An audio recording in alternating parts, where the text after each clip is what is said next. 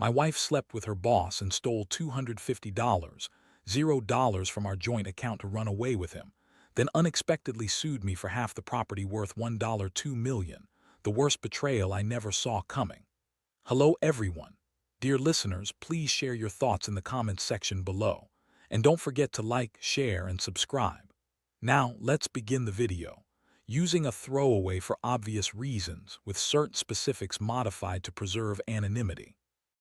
I never thought I'd be the guy sitting here, pouring out a story like this on some anonymous forum, but honestly, I don't know where else to turn. My wife was supposed to be the love of my life, beautiful, smart, charming, and seemingly loyal. We had been together for over 10 years, married for 5. We built a pretty good life, a nice house, a decent income, a couple of kids I thought we were raising right. Everything looked perfect from the outside, but I guess appearances are deceiving. It all started to fall apart when I noticed small things. His phone started ringing more often, late at night, sometimes during dinner. She'd hide her screen when I entered the room. And her excuses got more and more ridiculous. She'd say she was talking to a friend or that it was work-related, but I knew something was off. She was acting different, more distant, avoiding me more than usual. I brushed it off at first, thinking maybe she was just stressed with work or something minor. But then I found her phone one day, left on the kitchen table unlocked. I didn't mean to snoop, but curiosity got the better of me. What I saw made my blood run cold. There were messages, flirty, explicit messages between her and someone named Jake. The way they talked, it was obvious they had been sleeping together. I saw photos of her in their bed, her legs wrapped around him. She was naked in some of them, smiling like she was the happiest woman alive. The worst part, they were talking about meeting up again, planning to keep this secret. I couldn't believe it. My wife cheating on me with her boss, Jake. I was stunned. I had always trusted her, and now this. It felt like my entire world was crashing down. I didn't say anything right away. I needed a moment to breathe, to process what I had just seen. I started digging deeper. I checked her email, her social media, anything I could find. It wasn't long before I uncovered more. Turns out had been sneaking around for months. She'd been going out late, claiming she was at work or with friends, but she was really with Jake. And the worst part, she had stolen $250,000 from our joint account 250 right before she decided to run away with him. Just took the money and disappeared. I found out because I checked the bank statements, and there it was. A huge withdrawal, a transfer to some offshore account. I felt sick. How could she do this? How could she betray me like that? The initial shock was overwhelming. I remember sitting on the couch, staring at the screen where the bank statement glowed in front of me.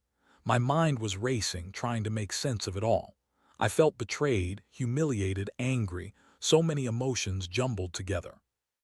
I thought about the years we spent building our life, the trust I had in her, the promises we made. And now everything was a lie. She had been sleeping with her boss, lying to me about where she was, stealing from us, and planning to leave me behind for some younger guy who clearly didn't care about her the way I did. It was like a punch to the gut, and I knew I had to confront her. I decided to do it the next morning.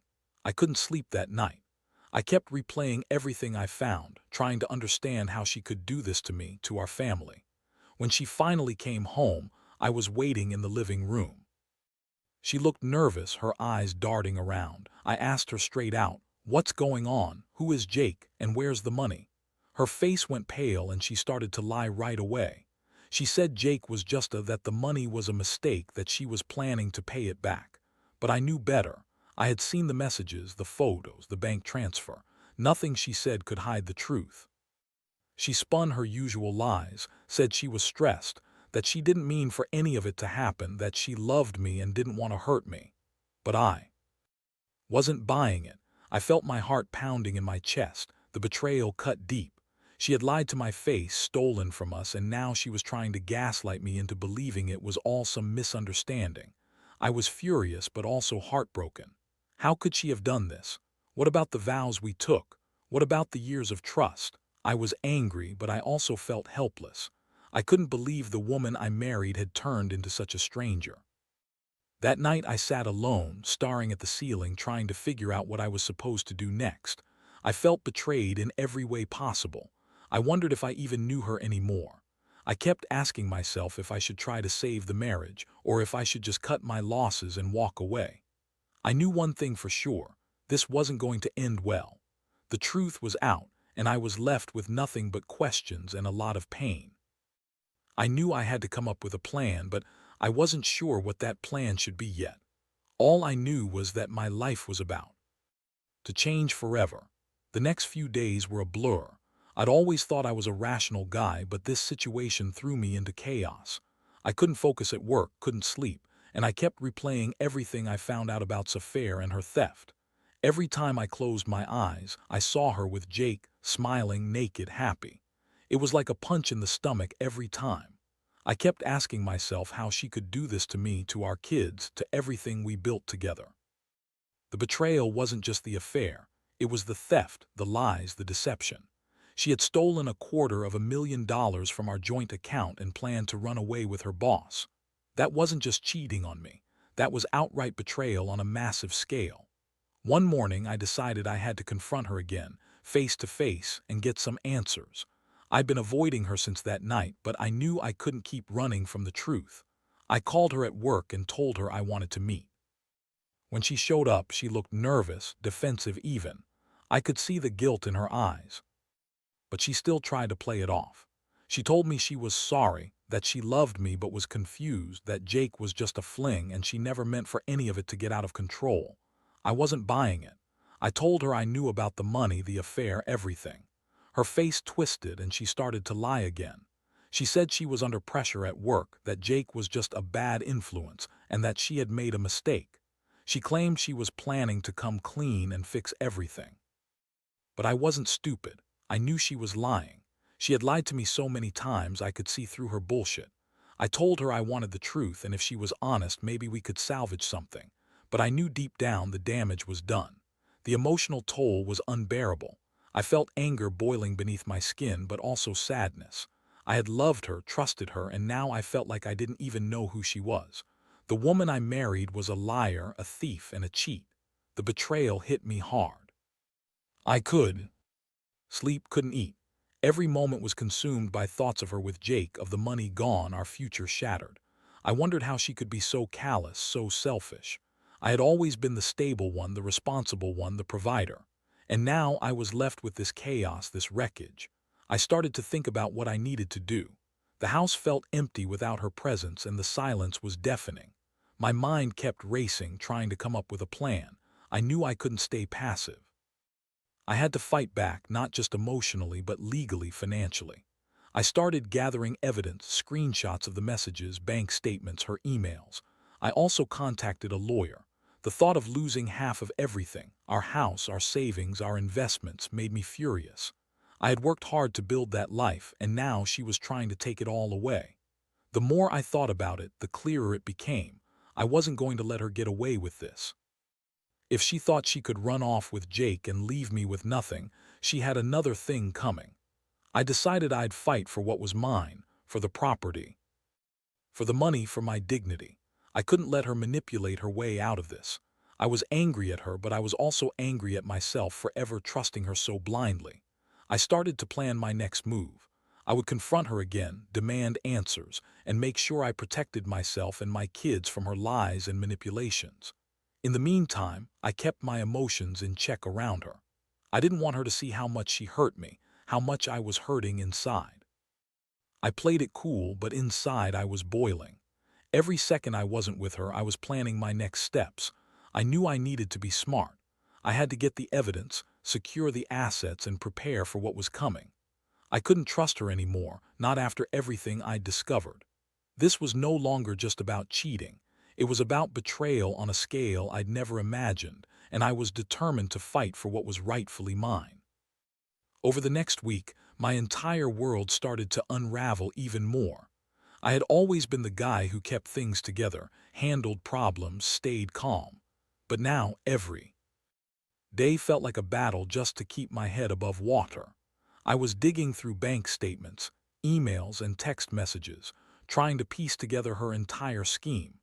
It was obvious had been planning this for months, probably since Jake started climbing the corporate ladder and she saw her chance.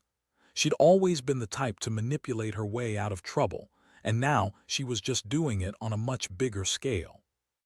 One night I finally found what I'd been looking for, a series of encrypted emails between her and Jake discussing the big escape. They talked about how she'd drain the account and disappear, how she'd tell everyone she was taking some time off and working on herself. I couldn't believe I'd been so blind. She had planned this entire thing, stolen our money, lied to my face, and now she was probably already gone or planning to leave soon. I knew I had to act fast. I contacted a lawyer I'd found through a friend. His name was Mark, and he was sharp. I met with him the very next day, laid everything out, and got legal advice on how to protect myself and our assets. Mark told me I should prepare to take legal action, file for divorce, seek a restraining order, and most importantly, freeze our joint accounts before she could drain any more money. That's when I realized she might already taken a huge chunk of our savings, but I wasn't going to let her walk away with everything. Meanwhile, kept up her act of being the victim. She told her friends she was confused, that I was controlling, and that she just needed time away to find herself. She threw around tears, claiming she was sorry and didn't mean to hurt anyone. But I saw through it. I knew she was lying. She had been lying to me for months, maybe longer. She was good at it, so good that even her friends believed her sob story. That made me angrier. She was manipulating everyone around her, including her own family, trying to spin it like she was the victim. One night, I decided I needed to confront her directly, face to face. I texted her, telling her I knew everything and that I was coming over to talk. When she saw me at the door, she looked surprised, but she quickly masked it with her bitchy smile. She tried to deny everything at first, but I pulled out the evidence, the bank statements, the emails, the photos. Her face started to change from confident to panicked. She stammered, tried to lie again, said it was just a fling, that she didn't mean for it to go this far. I told her I wasn't interested in her excuses anymore. I wanted the truth. She finally broke down, crying and saying she was sorry for everything, that she loved me and that she'd do anything to fix it. But I knew better. Sorry didn't cut it anymore. She had crossed a line that couldn't be uncrossed. I told her I was done trusting her, that I was going to take everything I could to protect myself and our children. I explained that the money was gone and that she had better be prepared for the consequences. Her eyes darkened and she snapped back with more lies, claiming it was all a mistake, that she'd never cheat or steal if she loved me. I just shook my head. This wasn't about love anymore. It was about betrayal. On a scale I couldn't even process. That night I couldn't sleep again. I kept thinking about everything, her lies, her betrayal, the stolen money, and I realized I was at a crossroads. I had to make a decision, try to salvage what was left of our marriage or cut my losses and fight for a clean break. Honestly, the thought of staying with her, knowing what she had done, made me sick. But part of me still wondered if she'd ever truly change, or if this was just the beginning of even more chaos. I knew I couldn't let her manipulate me anymore. I was done being the one who always played nice, who always kept the peace. I decided to protect myself and my kids first. I'd file for divorce, seek full custody, and go after every penny she stole. I also planned to expose her to her family, her friends, anyone who might still believe her sob stories. I wanted her to see that she couldn't get away with this, that she'd have to face the consequences of her actions. I wasn't just fighting for money or property. I was fighting to reclaim my dignity and rebuild my life from the wreckage she left behind. The days that followed were a whirlwind. I had my lawyer, Mark, start the paperwork for divorce and the financial freeze. I also hired a private investigator to track her movements. I didn't trust her to stay put, especially after what I'd uncovered. Turns out, she had already booked a flight to some tropical island, probably to disappear and start fresh with Jake. I knew I had to beat her to it. While she was packing her bags, I was sitting in my home office, going through the accounts one last time. I was stunned to see that more money had been transferred. Another $50, $0 gone, just like that. That was the moment I realized she was serious about leaving with everything she could take. I called Mark and told him to get a court order to freeze her accounts and prevent her from taking any more money. I also informed the bank about her plans and her theft, so they could assist in stopping her if she tried to drain the rest. I still remember the day she left. She was pretending to be calm, but I could see the panic in her eyes. She told me she was going to find herself, that she needed space, that she loved me but couldn't stay. I didn't bother arguing. I just told her to leave, that I'd see her in court. When she finally walked out the door, it felt like a huge weight lifted, yet I also felt hollow and empty. I knew this was just the beginning of a long fight and I wasn't sure how it would end. That night, I sat alone in the quiet house, feeling the full weight of what had happened. I kept asking myself how I hadn't seen the signs, how I'd been so blind.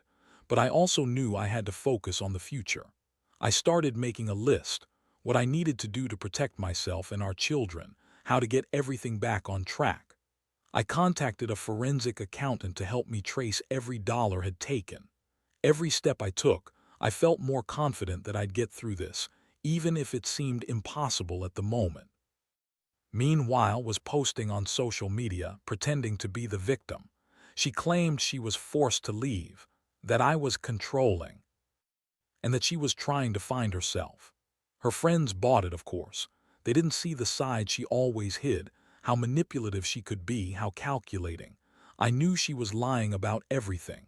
She was trying to spin her story to make herself look innocent, but I saw through her. I had the evidence and I knew her game. I also started talking with my kids about what was happening, trying to prepare them for the chaos ahead. They were young, 7 and 9, and I didn't want them to feel like they had to pick sides. I told them that mommy was going away for a while, that daddy was going to fix everything, and that we'd be okay. It broke my heart to see the confusion and sadness in their eyes, but I promised I'd do everything I could to protect them and make sure they felt loved. As for, I kept tabs on her via the investigator. She was staying in a cheap hotel, trying to keep a low profile. I knew she was planning her next move, probably to disappear completely, maybe start a new life with Jake somewhere far away. But I also knew I wouldn't let her get away with it. I'd fight for my rights, for the money she stole, and for the future I still wanted to rebuild. I wasn't about to let her walk out and leave me with nothing. This was my life and I was going to take it back. By the time a week had passed, everything felt like a war zone. I was living in a constant state of tension. Lawyers, investigators, financial advisors, all working around the clock. I had never been so exhausted emotionally and mentally, but I knew I couldn't afford to let my guard down. Was doing everything she could to cover her tracks, but I had a team now, and I was determined to hold her accountable. One day, I received a call from Mark. He told me he had gathered enough evidence to prove had transferred the stolen money offshore, probably to Jake's account or some shell company she created. The court was ready to freeze all her assets, and we were filing for an emergency custody hearing. I felt a strange mixture of relief and anger. Relief that I was finally getting some control back, and anger that she had done this to us, stolen from her own family, betrayed her vows, and lied so convincingly for so long. That evening I confronted again, this time over the phone. I told her I knew about the offshore accounts and I was going to fight to get every penny back. I warned her that if she tried to hide or spend any more money, I'd have her prosecuted for theft and fraud. Her voice was trembling, but she still tried to act tough, saying she was sorry and that she'd come back and fix everything. I told her that was too little, too late. She was leaving behind a trail of lies and theft, and I was going to make sure she paid for every bit of it. The custody hearing was scheduled for the following week. I was nervous, but I also felt a sense of justice. I wanted to make sure my kids were protected from her manipulations and lies. I prepared a detailed report, including everything I'd uncovered: her affair, the stolen money, her plans to run away. I wanted the court to see the full picture. When the day finally arrived, I sat in the courtroom feeling like I was fighting not just for my kids but for my own dignity. Showed up looking frantic and unkempt. She tried to spin her story again, claiming she was the victim, that I was controlling her, that she needed space. But I presented the evidence: emails, bank statements, witness testimonies. The judge listened carefully, and by the end of the hearing she granted temporary custody of the children to me, with supervised visits for. It wasn't a perfect victory, but it was enough to keep my kids safe for now. After the hearing, I felt a strange mix of exhaustion and determination.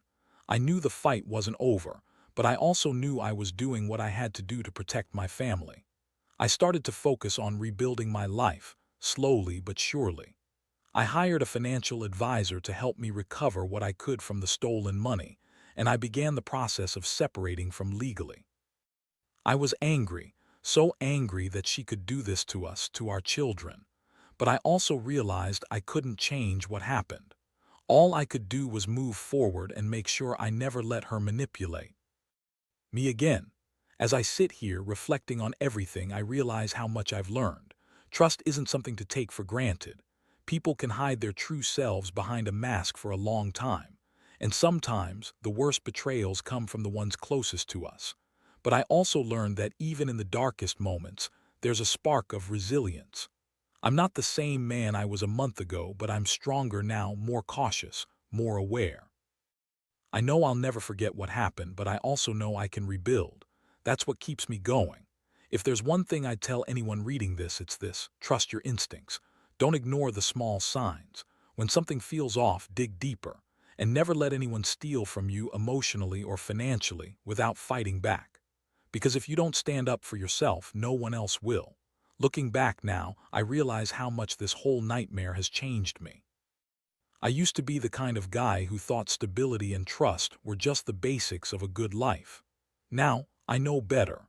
I've learned that betrayal can come from the most unexpected places, and that sometimes you have to fight tooth and nail just to keep what's yours.